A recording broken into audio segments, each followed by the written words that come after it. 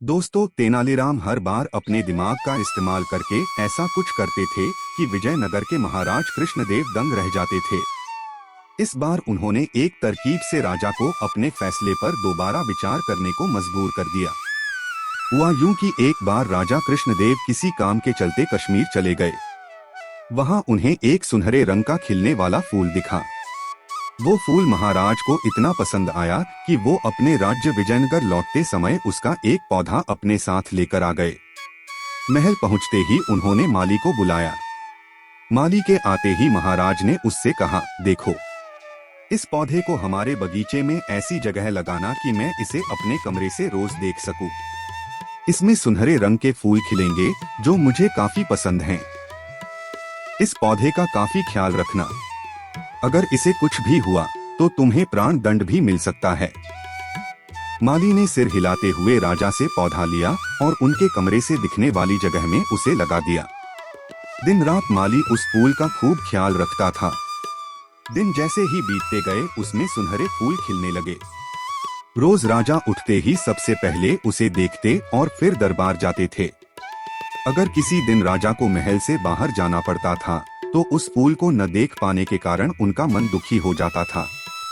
एक दिन जब राजा सुबह उस फूल को देखने के लिए अपनी खिड़की पर आए तो उन्हें वो फूल दिखा ही नहीं।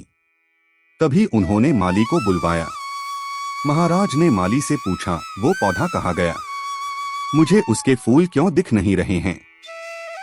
जवाब में माली ने कहा, साहब, उसे कल शाम को मेरी बकरी खा गई। इस बात को सुनते ही उनका गुस्सा 7वें आसमान पर पहुंच गया। उन्होंने सीधे राजमाली को 2 दिन बाद मौत की सजा सुनाने का आदेश दे दिया। तभी वहां सैनिक आए और उसे जेल में डाल दिया। माली की पत्नी को जैसे ही इस बारे में पता चला, वो दरबार में राजा से फरियाद करने पहुंची। गुस्से में महाराज ने उसकी एक बात न सुनी। रोते रोते वो दरबार से जाने लगी। तभी एक व्यक्ति ने उसे तेनालीराम से मिलने की सलाह दी। रोते हुए माली की पत्नी ने तेनालीराम को अपने पति को मिली मौत की सजा और उस सुनहरे फूल के बारे में बताया। उसकी सारी बात सुनकर तेनालीराम ने उसे समझा बुझाकर घर भेज दिया।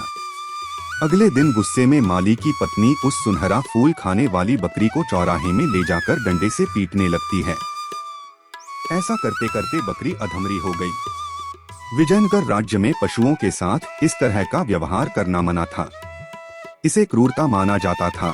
इसलिए कुछ लोगों ने माली की पत्नी की इस हरकत की शिकायत नगर कोतवाल को कर दी। सारा मामला जानने के बाद नगर कोतवाल के सिपाहियों को पता चला कि यह सब माली को मिले दंड की वजह से वो गुस्से में कर रही है। यह जानते ही सिपाही इस मामले को दरबार में लेकर गए। महाराज कृष्णराज ने पूछा कि तुम एक जानवर के साथ इतना बुरा व्यवहार कैसे कर सकती हो? ऐसी बकरी जिसके कारण मेरा पूरा घर उजड़ने वाला है। मैं विधवा होने वाली हूँ और मेरे बच्चे अनाथ होने वाले हैं। उस बकरी के साथ कैसा व्यवहार करूँ? महाराज, माली की पत्नी ने जवाब दिया। राजा कृष्णराज ने कहा, तुम्हारी बात का मतलब मैं समझ नहीं पाया। ये बेजुबान जानवर तुम्हारा घर कैसे उजाड़ सकता है? उसने बताया, साहब, ये वही बकरी है जिसने आपके सुनहरे पौधे को खा लिया था। इसकी वजह से आपने मेरे पति को मौत की सजा सुना दी है।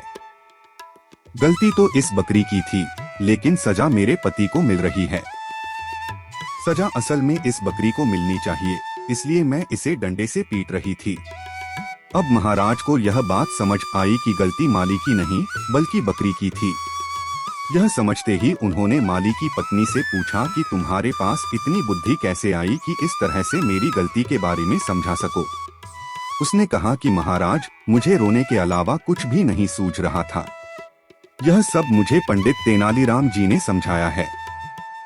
एक बार फिर राजा कृष्णराय को तेनालीराम पर गर्व महसूस हुआ और उन्होंने कहा कि तेनालीराम, तुमने मुझे एक बार फिर बड़ी गलती करने से रोक दिया। यह कहते ही महाराज ने माली का मृत्यु दंड का फैसला वापस लेते हुए उसे जेल से रिहा करने का आदेश दिया। साथ ही तेनालीराम को उनकी बुद्धि के लिए 50,000 स्वर्ण मुद्राएं उपहार के रूप में दी। इसलिए दोस्तों, समय से पहले कभी भी हार नहीं माननी चाहिए।